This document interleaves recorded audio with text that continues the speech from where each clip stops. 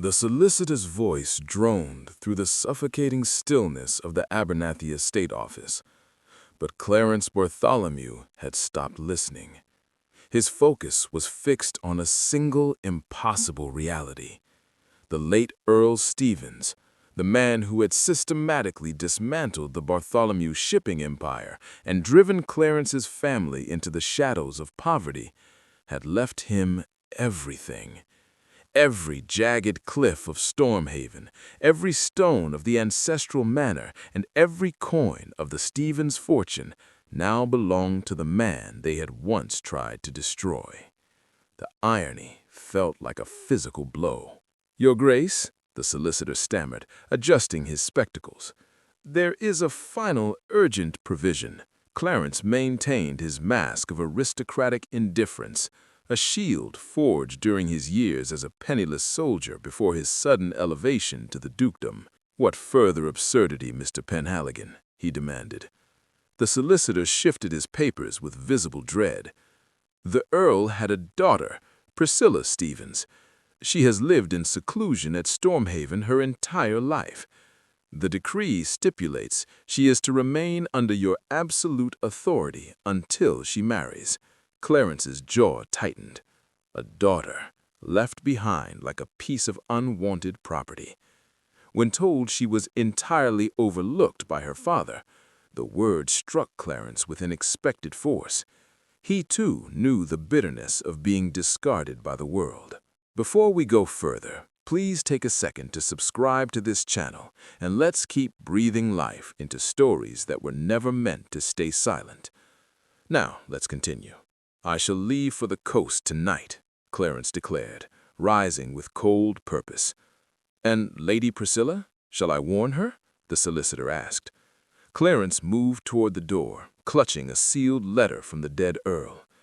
"She will learn of her fate when I arrive." The mist clung to Stormhaven Manor like a funeral shroud as Clarence's carriage rolled through the iron gates 3 days later. The journey from London had given him ample time to contemplate his revenge, and by the time the Gothic spires of the Stevens estate pierced the gray sky, his heart had hardened into something cold and immovable. This place represented everything he had lost: his father's dignity, his mother's last smile before consumption took her, the childhood stolen by poverty and shame. The carriage stopped at the manor's entrance, and Clarence stepped onto the gravel drive with the precision of a military commander claiming conquered territory. The house staff had assembled in a nervous line, their faces pale with uncertainty. He dismissed them with a curt nod and a promise of severance pay, watching them as they scattered like frightened birds. All except one. She stood at the top of the stone steps, her posture unnaturally rigid, her hands clasped before her in a gesture that appeared prayerful. Priscilla Stevens. Even from a distance, Clarence could see she possessed none of her father's cruel features. Where the Earl had been broad and brutish, she was slender and ethereal, her dark hair pulled back to reveal a face of haunting delicacy. Her eyes, amber in the weak afternoon light, met his with a directness that surprised him.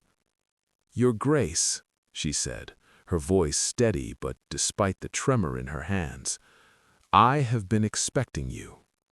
Clarence climbed the steps with measured slowness, each footfall a declaration of his authority.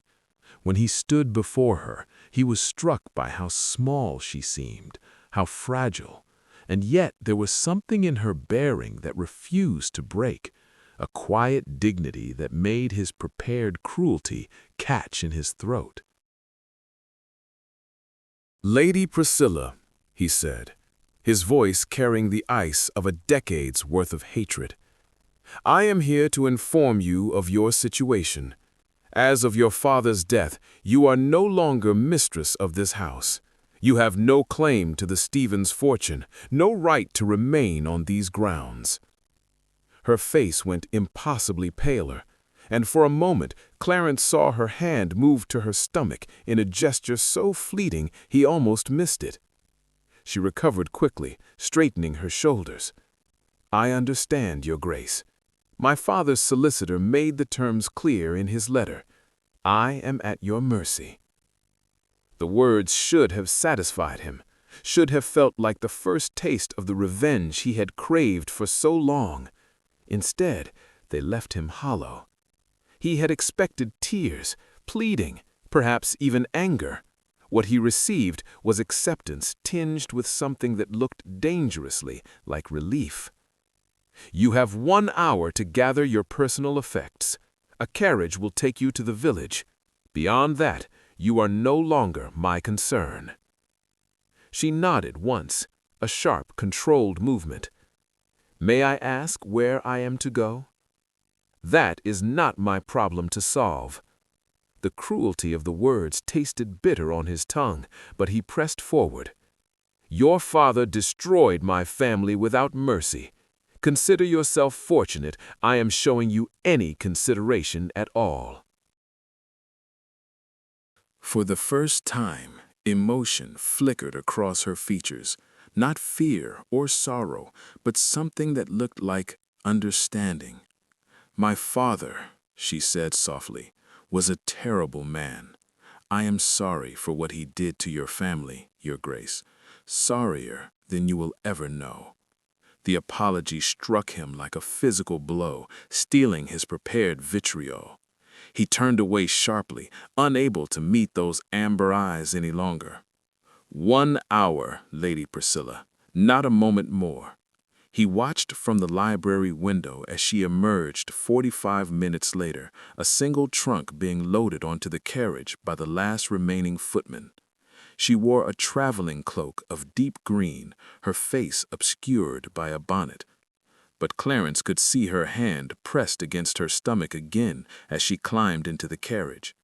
He told himself it was grief, the natural response of a woman losing everything she had ever known. The carriage disappeared into the mist, and Clarence felt the first flicker of something that might have been regret. He crushed it immediately, pouring himself a generous measure of the late Earl's finest brandy and raising it in a silent, bitter toast to his victory. Before we go further, please take a second to subscribe to this channel, and let's keep breathing life into stories that were never meant to stay silent. Now, let's continue. Stormhaven revealed its secrets slowly, like a body giving up its ghosts. Clarence spent the first 3 days walking its corridors with a methodical precision of a general surveying captured territory.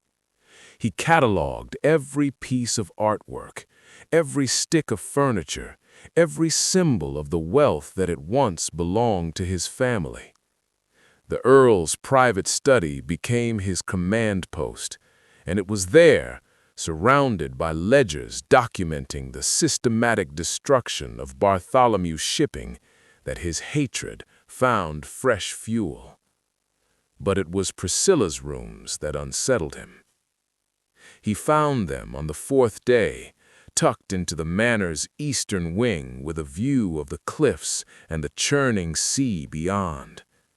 Unlike the rest of Stormhaven's oppressive grandeur, these chambers were almost Spartan in their simplicity. A narrow bed with worn linens, a desk scarred with ink stains, shelves lined with books whose spines were cracked from repeated reading. This was the room of someone who had lived here not as a cherished daughter, but as something closer to a prisoner. Clarence ran his fingers along the desk, noting the stack of correspondence bound with faded ribbon, letters to charitable organizations, requests for donations the Earl had clearly never approved, sketches of the coastline, delicate watercolors of wildflowers that must have grown in the manor's neglected gardens. This was not the room of a spoiled aristocrat. This was the room of someone who had been as much a victim of the Earl's cruelty as the Bartholomews themselves. The realization sat uneasily in his chest, a burning coal he could not dislodge. He told himself it changed nothing. She was still a Stevens. Her blood still carried the stain of her father's crimes. But the doubt had taken root, and it grew with each passing day. The Earl's private vault was discovered by accident when Clarence's boot struck a loose stone in the study's hearth. Behind the stone, a small iron door opened onto a space no larger than a steamer trunk, containing documents the Earl had hidden from even his own solicitors. Clarence sorted through them with growing disgust. Evidence of blackmail, proof of bribes paid to judges and shipping magistrates, records of deliberate sabotage that had sent good men to watery graves. And then, at the bottom of the pile, a diary bound in cracked leather. The handwriting was feminine, elegant, but hurried in places, as though the writer had been desperate to record her thoughts before they escaped. Clarence nearly set it aside. Surely this was some discarded journal of the late Lady Stevens, but a date on the first page caught his attention. 6 months ago. The same month Clarence had attended the ill-fated peace summit at Greaves Hall, the temporary truce arranged by mutual acquaintances to see if the blood feud between their families could finally be laid to rest. His hands began to shake as he read. August 15th. I should not have gone to the terrace. I should not have spoken to him. But when I saw Clarence Bartholomew standing alone in the moonlight, all I could think was how tired he looked, how much pain lived behind those cold eyes. We spoke for less than an hour, but it felt like stepping into another life, one where our father's hatred had never existed. When he kissed me, I forgot to be afraid. The words blurred before Clarence's eyes. That night. He remembered it now with sickening clarity.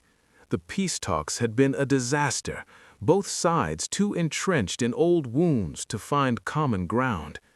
He had stepped outside to escape the suffocating air of false civility, never expecting to find her there, Priscilla, who should have been his enemy, who instead became something he had no name for in those stolen moments. They had been careful, discreet, and when the peace talks collapsed the following morning, he had convinced himself it had been a moment of weakness, nothing more.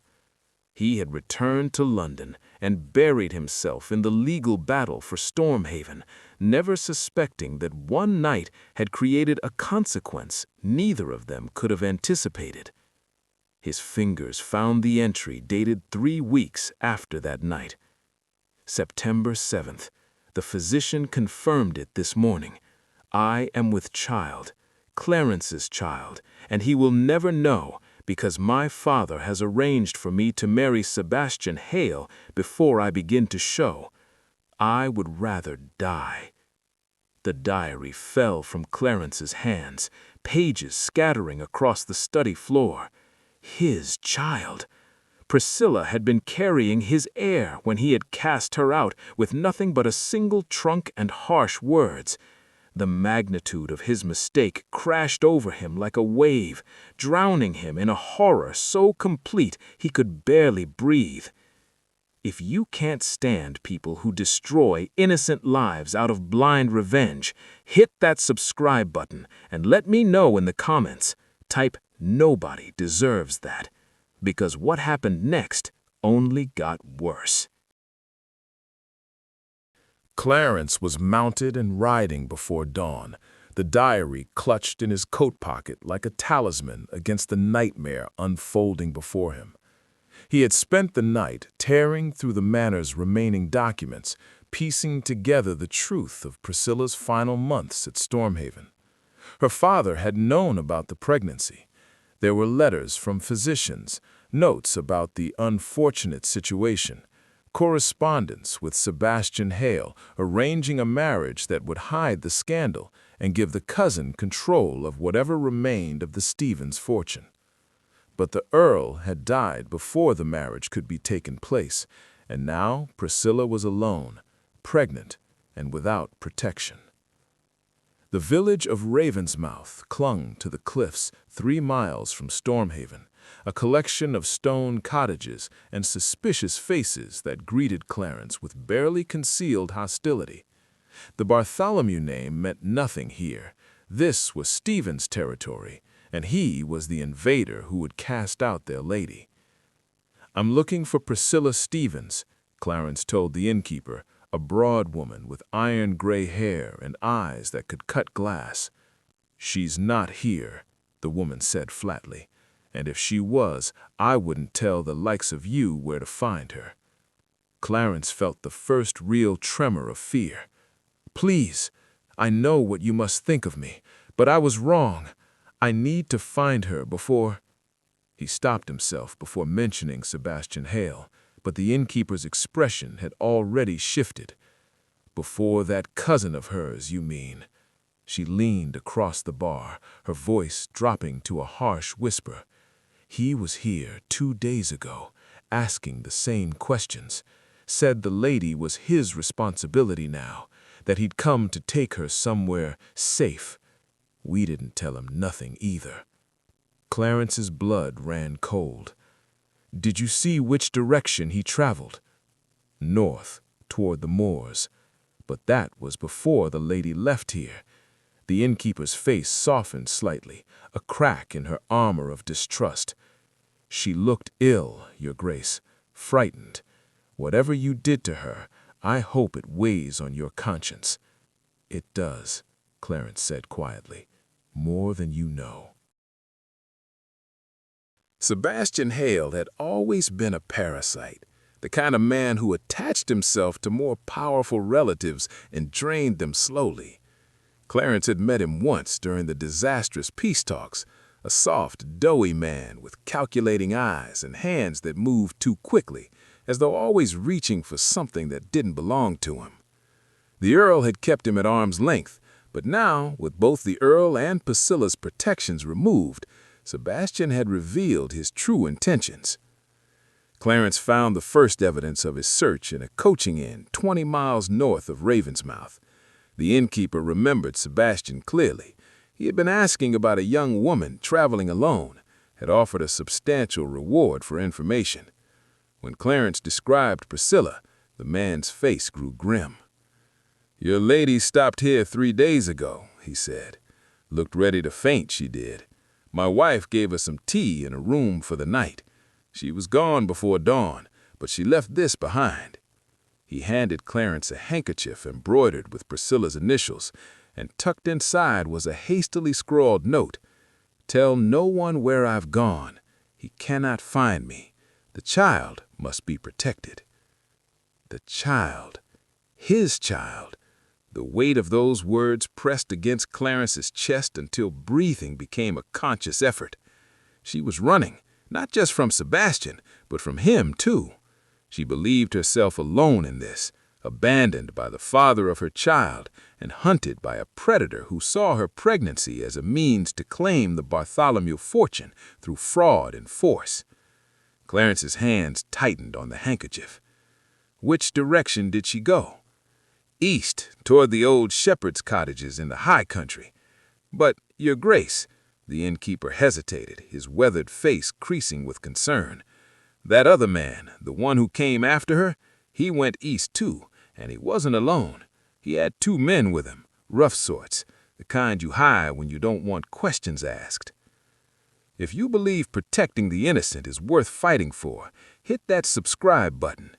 People like Sebastian Hale won't, and you need to hear what happened when Clarence finally caught up to him. Priscilla had found shelter in a shepherd's cottage so remote it barely qualified as a structure.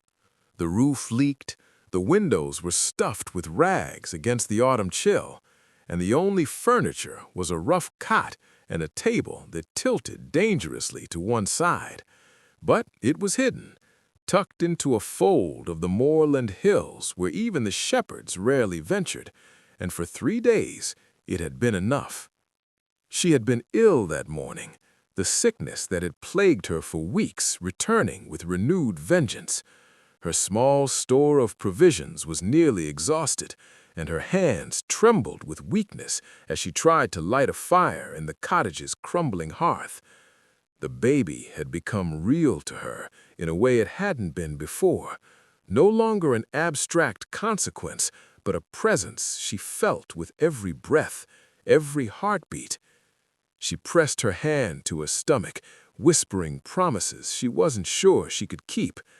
"I will protect you," she murmured. "No matter what comes, I will keep you safe." But the sound of horses approaching shattered her fragile peace. Priscilla moved to the window, her heart hammering against her ribs.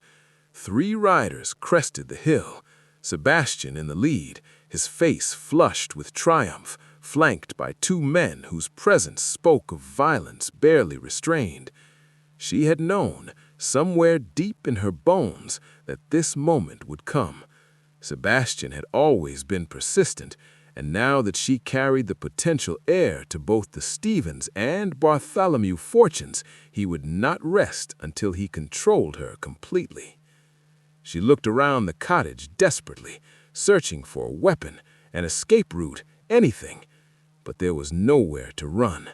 The moorland stretched endlessly in all directions, and her weakened state made flight impossible. The door burst open before she could bar it, and Sebastian filled the frame, his smile as cold as the wind howling outside. "Cousin Priscilla," he said, his voice dripping with false warmth, "what a chase you have led us on. But it's over now. You're coming with me." "I will not." Her voice emerged stronger than she felt, edged with the same steel that had allowed her to survive years of her father's neglect. "You have no claim over me, Sebastian. Leave now while you still can." He laughed, a sound like breaking glass. "Oh, but I do have a claim, dear cousin. Your father promised you to me before he died, and now that you're carrying the Duke's bastard, yes, I know all about it. You need my protection more than ever, unless you'd like the world to know about your indiscretion." Priscilla's hands curled into fists at her sides. "The world can know whatever it pleases. I will not marry you. I will not give you control over my child." Sebastian's smile faded, replaced with something darker. "Then you're a fool. That child is the only thing standing between me and complete poverty. When I marry you and claim the bastard as mine, I'll have access to the Abernathy fortune through your connection to the Duke. He won't be able to deny his own blood, and you'll have no choice but to cooperate." He moved toward her, and Priscilla backed against the far wall, her mind racing. She had no weapons, no allies, no hope of fighting off 3 men, but she would not go quietly. She would not surrender the child to a man like Sebastian. Her hand found the iron poker beside the cold hearth, and she raised it with shaking arms. "Stay back," she warned. Sebastian laughed again, and his 2 companions moved to flank her. And then, like an answer to a prayer she hadn't dared to speak, another horse thundered into the clearing. Clarence saw the scene through the cottage's broken window and felt his world narrow to a single terrible focus. Priscilla, backed against the wall, wielding a pathetic poker against 3 men who would crush her without hesitation. Sebastian, his face twisted with that particular entitlement that belonged to men who had never earned anything in their lives. And in the center of it all, the woman carrying his child, fighting alone because he had abandoned her. He was off his horse before it had fully stopped, his cavalry saber drawn with the practiced ease of a man who had survived a war. The cottage door exploded inward for the second time, and Clarence filled the space with a fury so absolute it seemed to drain the air from the room. "Step away from her," he said, his voice carrying the quiet menace of controlled violence. "Now." Sebastian spun, his face cycling through surprise, calculation, and finally settling on a sort of desperate bravado. "Your Grace, how fortunate! I was just retrieving your property for you. The lady seems to have lost her way." "The lady," Clarence said, never taking his eyes from the two hired thugs, "is not property. And if any of you so much as breathes in her direction again, I will demonstrate exactly what I learned in His Majesty's cavalry." One of the thugs moved, and Clarence's blade was at his throat before the man could blink. "Try it," Clarence invited softly. "Please." The man froze, and his companion raised his hand slowly, backing towards the door. Sebastian's face had gone the color of old cheese, his earlier confidence evaporating like morning mist. "Your Grace, surely we can discuss this reasonably. I only want what's best for my cousin." "You want what's best for yourself," Clarence interrupted. "You want to use her and her child as a pathway to wealth you haven't earned. But that ends here, Sebastian. Take your men and leave.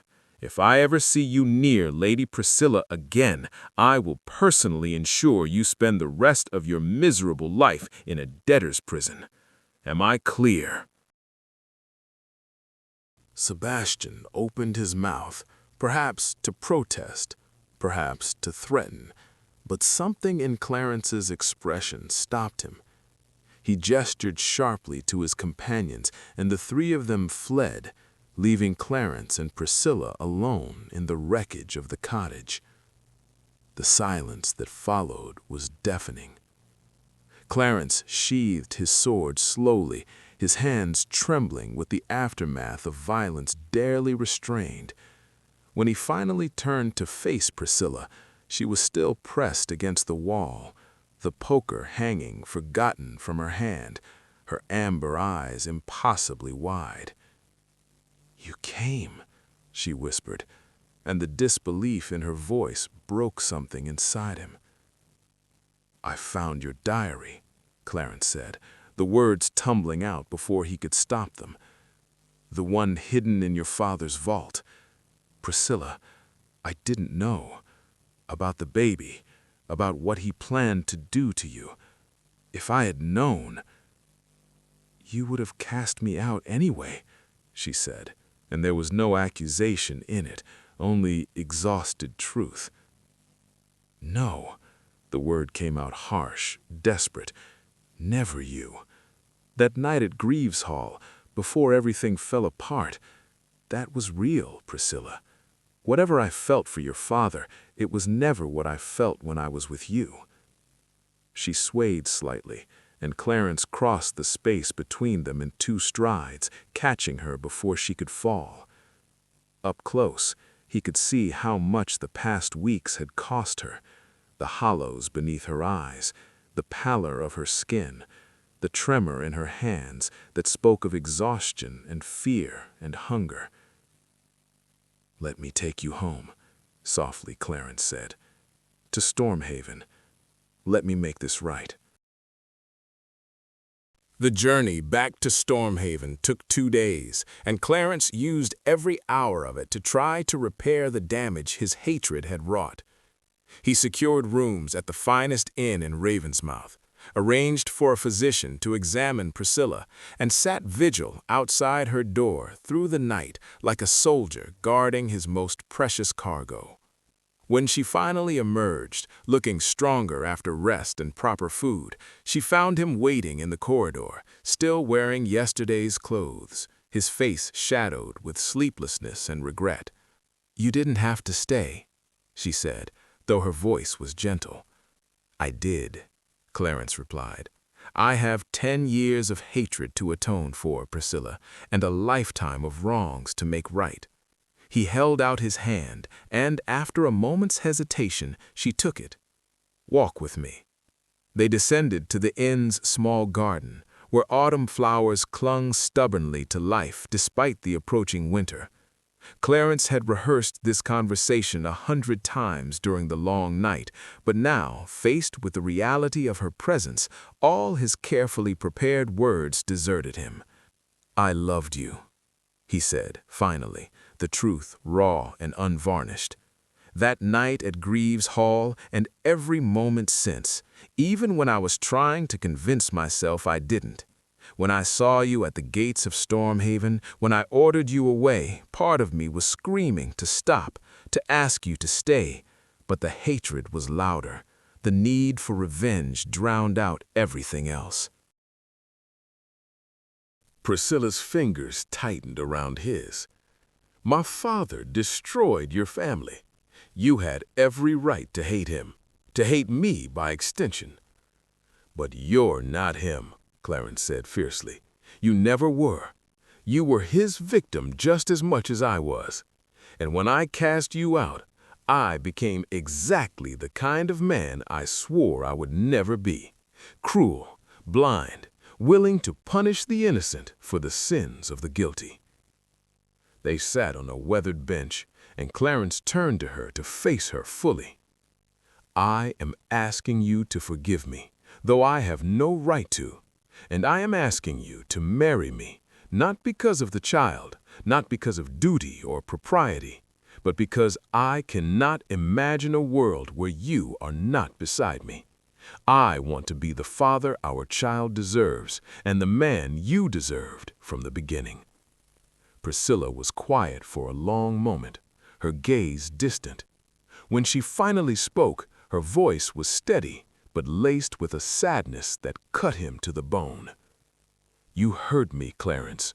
When you sent me away, when you looked at me with such cold hatred, it broke something in me that I'm not sure can be repaired." "I know," he said, and the acknowledgement cost him everything. "And I will spend the rest of my life trying to earn your trust again, not demanding it, not expecting it, but working for it. Every single day."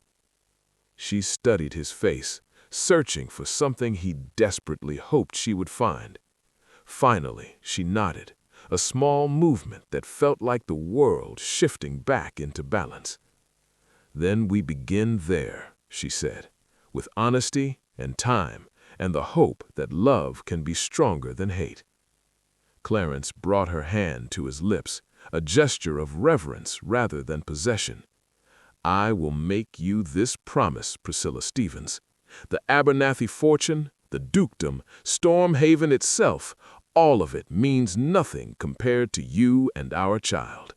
If I must choose between my revenge and your happiness, I choose you, every time, for the rest of our lives." Spring came to Stormhaven with unexpected gentleness, transforming the harsh cliffs and gray stones into something almost beautiful. Clarence had spent the winter months renovating the manor, not to erase the Stevens legacy, but to create something new, a home that belonged neither to the past nor to old hatreds, but to the future growing within Priscilla's womb. They were married in the manor's small chapel with only the household staff as witnesses, a quiet ceremony that felt more real than any grand society wedding could have been. Clarence wore his father's watch, recovered from the pawn shop where poverty had forced him to surrender it years ago. Priscilla wore wildflowers in her hair and a dress of pale blue that made her amber eyes luminous. When the physician finally arrived on a morning in late March, Clarence paced the halls like a condemned man awaiting his sentence. He had prepared for this moment in every practical way. The nursery was ready, the wet nurse hired, the future planned down to the smallest detail. But nothing could prepare him for the sound of his child's first cry echoing through the corridors of Stormhaven. The physician emerged, smiling. "A son, Your Grace, strong and healthy, and Lady Priscilla as well, though exhausted. You may see them now." Clarence entered the bedroom with the reverence of a man approaching something sacred. Priscilla lay against a mountain of pillows, her hair damp with sweat, her face radiant with an exhaustion that looked almost like joy. And in her arms, wrapped in the blanket Clarence's mother had sewn decades ago, was a tiny bundle that contained the entire world. "Meet your son," Priscilla said softly, holding the baby toward him. "Our son." Clarence's hands shook as he took the infant, this impossibly small person who represented everything he had almost destroyed through his blind pursuit of vengeance.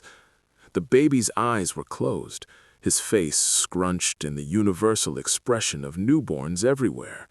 But Clarence could already see traces of both families in those features. The Bartholomew chin, the Stevens nose, a perfect fusion of two bloodlines that had spent generations at war. "What shall we name him?" Clarence asked, his voice thick with emotions he couldn't name. Priscilla reached up to touch their son's tiny hand. "I thought, perhaps, Edmund, after your father." The name hit Clarence like a physical blow, stealing his breath. His father, Edmund Bartholomew, had died broken and bitter, destroyed by the Earl's machinations, never knowing that his son would one day rise to a dukedom and reclaim everything that had been stolen. To give his grandson that name, to honor the man whose suffering had fueled so much of Clarence's hatred, it was an act of grace he didn't deserve. "Edmund," he repeated, testing the name. "Edmund Bartholomew, the heir of Stormhaven." "The heir of a new legacy," Priscilla corrected gently. "One not built on revenge or hatred, but on the choice to forgive, to love despite every reason not to."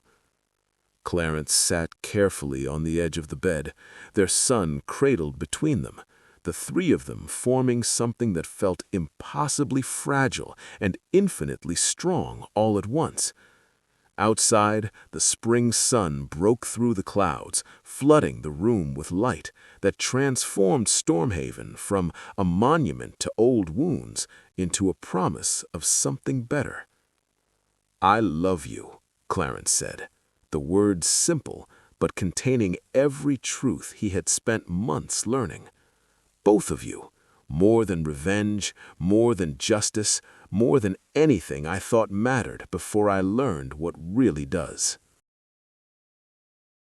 Priscilla leaned her head against his shoulder, and baby Edmund made a soft sound that might have been contentment or might have been hunger. It was impossible to tell with newborns. "Then we've won," she said quietly, "not because we conquered each other, but because we chose something harder than hate. We chose to try." The blood feud between the Bartholomews and the Stevens ended that day, not with a dramatic confrontation or a grand declaration, but with a choice made in the quiet of a spring morning, the choice to protect rather than punish, to build rather than destroy, to love rather than hate. Years later, when Edmund was old enough to ask about his family's history, Clarence would tell him the truth, all of it, the hatred, the revenge, the terrible mistakes that had almost cost them everything. But he would also tell him about the diary found in a hidden vault, about a desperate ride across the moors, about a woman who had the strength to forgive when forgiveness seemed impossible. And he would tell him that the greatest victories are not won on battlefields or in courts of law, but in the silent, daily choice to love despite every reason to hate. That legacy, that truth, was the real inheritance of Stormhaven, worth more than all the gold and all the land that had ever been fought over. The Duke had banished his enemy's daughter, unaware she carried his heir.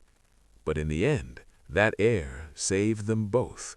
transforming a story of vengeance into a testament to grace.